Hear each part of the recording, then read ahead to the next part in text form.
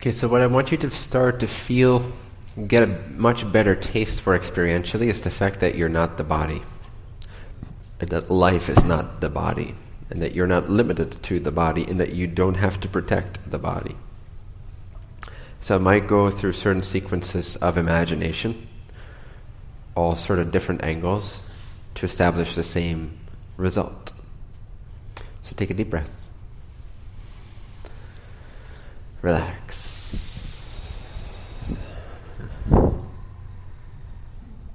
Take a deep breath. And relax. One more time.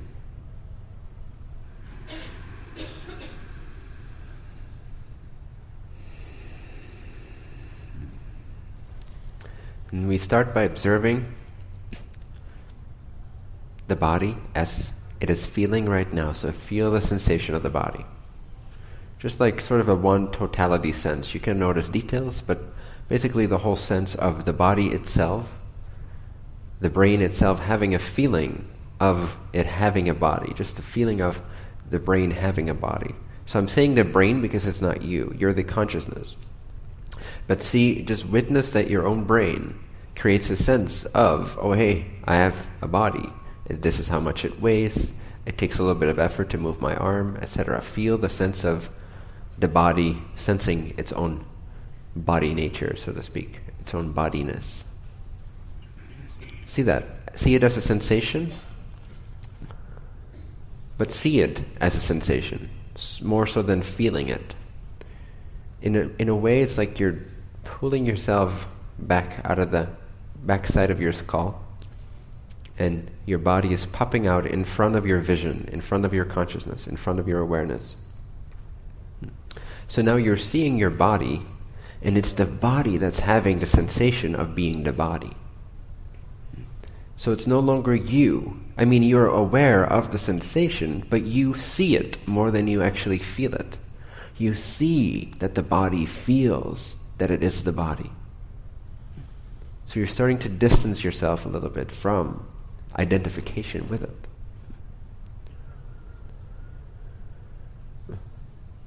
And if you turn the attention onto your consciousness more, what you'll see, or what you'll feel, is the sense of I am. I am over here. I am awake, I'm aware, I'm conscious. I am conscious of the body feeling like the body over there. But where are the sensations of the body occurring? First and foremost, they are happening to the body itself. You're simply witnessing the body going through sensations. Does everyone follow so far? Just nod your head if it's a yes. Doesn't have to be perfect or flawless, but just get a sense of the fact that the body feels itself. You perceive that the body feels itself. It's just that you've always assumed that you feel yourself as the body. But it's actually the body feeling itself. Every sensation of the body is happening to the body, not to you. You're simply aware of it. There's a difference. There's an awareness, which is you. There's this sense of, hey, I am aware. That's the feeling of I am. That's the feeling of your more fundamental nature, your truer self. It's the sense of consciousness becoming conscious of the fact that it is. So just let the body sort of be on the let the body be on the horizon of what you perceive. Let it be in the distance, sort of. Let the body just sort of hang out over there, lovingly. Don't hate it by any means. This is detachment, it's not hatred. So just love it, but see it from a distance. The body has the sensations that it goes through. And you are over here at a distance, perceiving the body feeling itself. You are not feeling the body is feeling the body, and you're seeing that. You're perceiving that. So there's the I am consciousness, the feeling of I exist as pure consciousness, as spacious consciousness. And one of its perceptions is that of the body feeling its own sensations of being a body, of sitting in a chair. You are not sitting in a chair. It's the body that's feeling sitting in a chair, and it's channeling that in the form of a sensation. You are aware of the sensation. You do not actually feel sitting on the chair. You perceive the body feeling itself sitting on the chair. Does this make sense? Okay, nice. Now that you have sort of separated yourself from the sensation or the base identification of being the bodily sensation or point of view, and you see that there's a distance, there's a pleasant difference or a pleasant distance between the awareness that you are, the observer, and the body experiencing itself as a bunch of sensations, basically. Now increase that difference or that distance a little bit. See it from even farther away. Feel even less attached to the way that the body feels. Just sort of let go of the whole feeling of the body and trust that it's safe. It's just here sitting in a room. It's safe, filled with people. We're just going on a metaphysical journey. We'll come back to the bodies in a little bit. Don't worry. But just let it go a little bit. Let it just sit there in the distance, farther and farther and farther away as you zoom out backwards, zoom out backwards, zoom out backwards. More and more spacious, and you see the whole room. You see perhaps even the location of the center on Hawaii, and you go further back. And sure, the body every once in a while sends a signal of sensation, but you're the awareness that knows that the body is having that sensation in this room. You don't have to be too distracted by that. You can take a little journey. So go further and further back, more and more distance between you as awareness, as the I exist sensation, and the body having its own set of sensations, which belong to it, not to you. You can say goodbye to it for a second. That's okay. You don't have to claim ownership of every sensation the body goes through.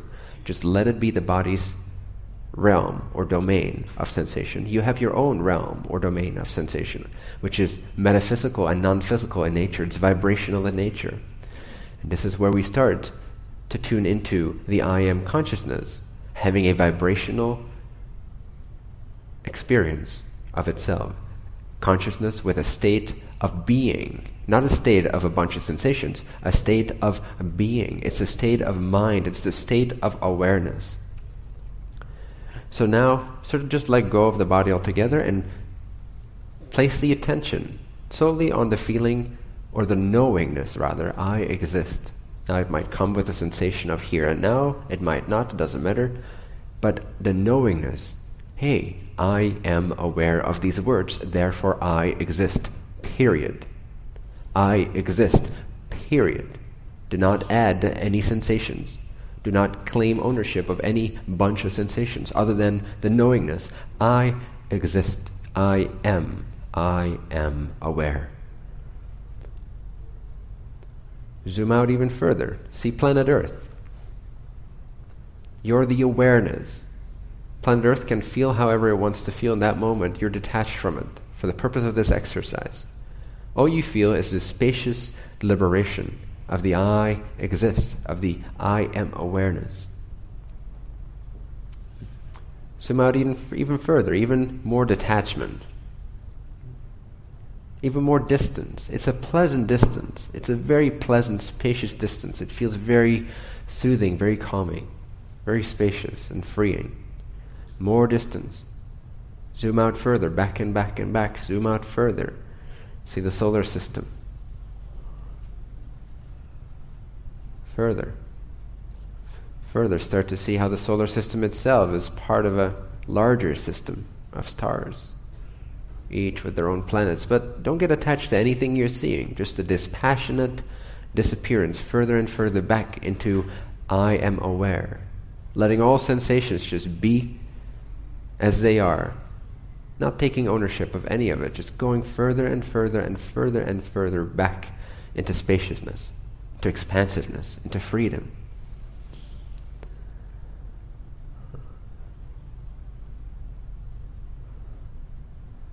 Further and further. Let go of all sensations for a moment. Don't own anything except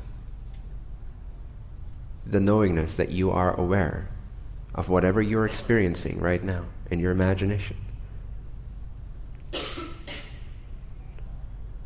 The sensations go further and further away from you as you become more and more pristinely space-like.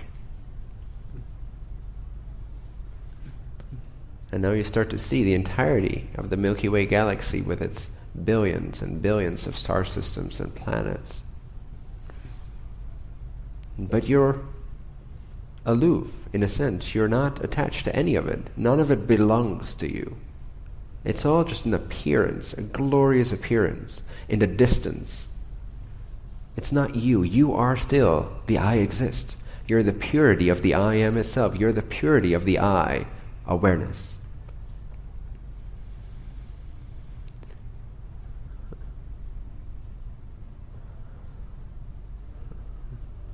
And now this awareness is free because it's resting in its natural state of the I. Awareness is aware of awareness. I. And the sensations don't belong to you. They don't belong to you. You are the awareness of all sound and all sensation. But you're not clinging to any appearance. You're not attaching or latching yourself onto any feeling or sound. You're actually using all that to see how it's only moving farther and farther away from you for the purpose of this exercise. More and more space-like. More and more just awareness. Aware of being awareness. Everything just turns into this far and distant memory, this dream. And now you see, you're so far out, you're so spacious, you're so away from the galaxy that you start to see other galaxies and clusters, but continue to go farther and farther and farther away from anything that you know how to experience. And just keep noticing that you are still there. You are still there. That is who you are. That's what you are. You are still there. You are still aware. You are still the I exist, and it's not dependent on the sensations of anything. It's not even dependent on the universe, because now you'll see that this huge collection of star clusters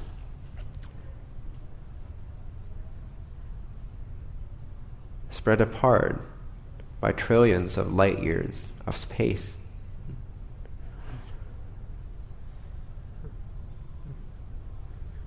It's all coalescing into an enormous black hole. All star clusters, with all galaxies, with all star systems. Everything in this universe has reached its completion. And it's now starting to merge back into the one infinite creator in the form of total annihilation of all experience that has ever taken place in the entirety of this universe, none of which ever belonged to you to begin with. And in front of your eyes, albeit at a distance, you are now perceiving the entirety of this universe collapsing, disappearing, being sucked up into infinity, into infinite nothingness, infinite vastness. See this process unfold, feel the power of it, and then suddenly, after the most powerful burst of all these stars colliding at the center, turning into nothing, boom, at the very end of it, there's nothing left. Nothing is there. No means of experience other than awareness, aware of itself.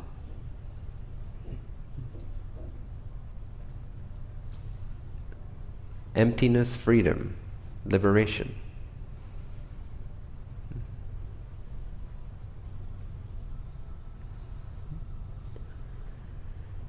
You still exist somehow, in some way.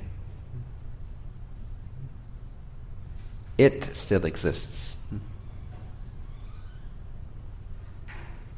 The infinite still is infinite.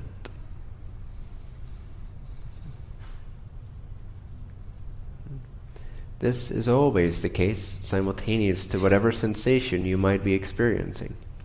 It exists alongside of any human experience you ever have. So you see, you don't have to take it too seriously.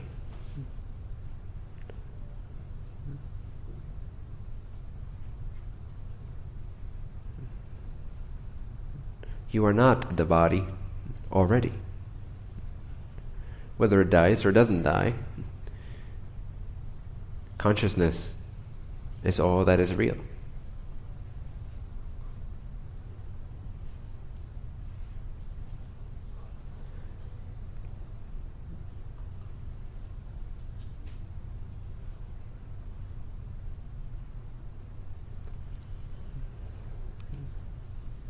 Start to identify yourself. Start to shift your sense of identity from the person to the beingness, to the awareness. Feel that that is your I am, and your body is just a bunch of sensations. Beautiful, but not really belonging to you. It can disappear at any moment, and that's fine. You'll endure, you'll exist. You'll choose another means of expressing yourself.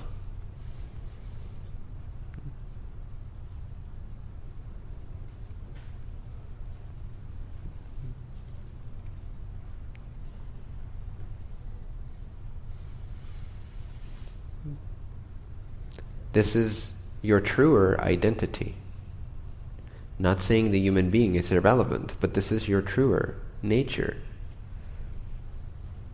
Or at least the entrance point into awareness of all that is more true about your essence.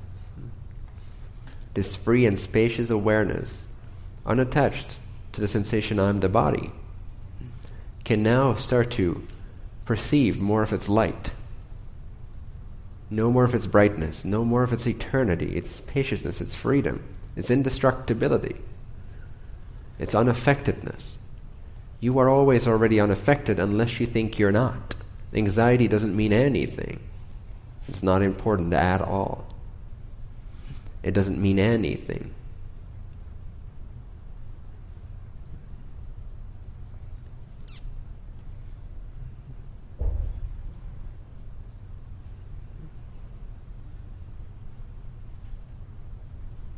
Depression.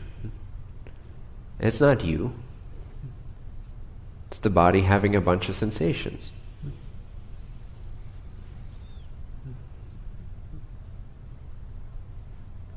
If you distance yourself from it, suddenly you can see the causes of it. And from that place alone can you start to make some adjustments, vibrational adjustments. Because now you understand that the human being is not actually who you are, it's what you're looking at.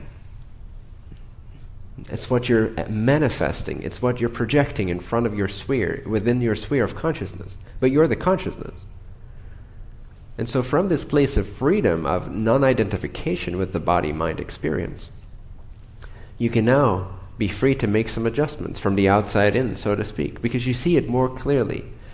Oh, anxiety comes from a belief that thinks I'm unsafe. But hey, what is it that's unsafe? Is it me or is it the body? Ah, the body. That's okay. So there's some instinctual responses that come up. I don't have to exacerbate. I don't have to make worse that anxiety by adding onto it beliefs of this is who I am, and when the body dies, I die. And when the body hurts, I hurt. And when the body is unsafe, I am unsafe. Those are flawed assumptions. When the body is unsafe, you are perfectly safe. When the body is unsafe, you are perfectly safe. When the body is unsafe, you are perfectly safe. When the body is in pain, you are perfectly pain-free. When the body is in danger, you are perfectly safe. When the body dies, you are perfectly awake. You are perfectly alive. You are perfectly existent. You are perfectly free as much as you are now, if not even more, because it's even easier to see that you are. But psychological death can take you very far into this freedom. It can make your life more enjoyable and meaningful because precisely you can now see that it's only a projection of your overall being. It's not who you are. The problem is when we identify the entirety of the sphere of our higher self-consciousness with one of its projections and we believe that this is all that we are, and that we are limited physical human beings moving through space and time, when all we're really doing is being an ethereal consciousness shifting through billions of parallel realities every second. It comes with a different body all the time. We can perpetuate anxiety and depression if we want to perpetuate believing that we're caught up in this loop. But we're not. We're not caught up in the body. So let the body unwind its experiences. This may take a little bit of the illusion of what we call time, and that's okay. But when you stop fueling it with identity, it will start to unwind faster and faster and faster, and start to naturally come meet you where you're at. If you believe in the sensations being who you are, or limiting you to those sensations, and you forget the fact that you exist even when the whole universe dies, if you forget that bigger perspective, then things become really hard. Then you start fueling that depression and that confusion. But if you see that you're free awareness and you can shift into whatever you desire, and that if there is discomfort, that is okay too, and it does not mean you're at stake. When you're feeling stressed out, you're perfectly peacefully aware of being stressed out. When you're freaking out, absolutely anxious, anxiety, panic attacks, you are absolutely aware of the fact. You're clearly aware. You're peacefully aware of the fact that you're freaking out. So what? Freak out. Let the body go through its anxiety. That might be part of its unwinding process. Okay, if you wind up a lot of tension unconsciously during a lot of your life, you might need some of the illusion of what you call time to unwind that mechanism, and for some people that's more intense than for others. It still does not mean this is who you are, and none of the things you're thinking in that moment are true whatsoever. When you're freaking out, exactly the opposite of everything you think is true. Or at least more true. Or you could simply say none of this is true. So let your body, mind, experience unwind. If it's intense, it's intense. If you can at least know or remember with a portion of your being that you are not the body, you are not the mind, these are projections inside of you, and you can, if you want to, opt out at any time in all kinds of ways, but I'm talking about the way of zooming out of your experience and actually noticing that this is all explosively, ecstatically happening inside of a bubble of consciousness, beyond which there is another bubble of consciousness that is more spacious and more clear, beyond which there is another bubble of consciousness which is more clear, more empty, more spacious, more free, more eternal, more aware of itself as pure consciousness. If you can go further and further into those more expanded bubbles of consciousness, so to speak, or spheres of emptiness and spaciousness and clarity and cognizance, then the body-mind can start to unravel itself without you freaking out about the body freaking out. Because if the body freaks out and you freak out, then we have a typical worldly relationship or marriage situation, where one freaks out and the other freaks out, and one reacts and the other reacts. When the body-mind reacts, you need to be the better one in a way. Of course, you don't need anything. You want to love yourself. But one of the ways to love yourself is to not react to all the reactions that are pinned up inside from years of conditioning or false beliefs. I'm not saying it's necessarily easy all the time. Nevertheless, the mechanism itself is very simple. It might feel very hard, depending on your makeup, depending on your choosing, and most of all depending on how you choose to define it in that moment. And it might even be hard to redefine it in that moment because you've put so much momentum in negatively defining the process that is the result of other negative definitions. And so there is this negative loop upon negative loop upon negative loop. I'm not saying it's necessarily easy to, oh, that's fun, or epic, but it is possible. It is possible. And it is even very probable, even in the intensity of it, because this is precisely what's pushing you into narrowing down all your options into only one choice, which is to choose to stop reacting to the mind-body experience unwinding itself, to stop reacting to the unwinding process.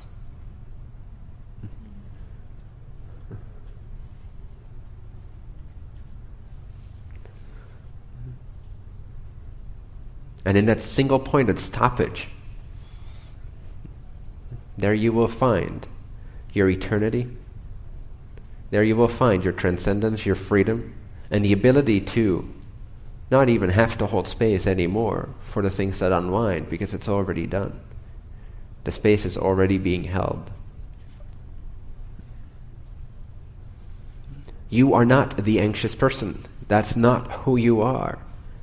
You can already feel free from the anxious person, the depressed person, the sad person, the hurt person, the rejected person, the unworthy person. You're already not that. You're already beyond that. Now, as we speak, you will not see that until you stop defining the things that you've continued to define in a way that doesn't work for you. Stop defining it. And remember this conversation.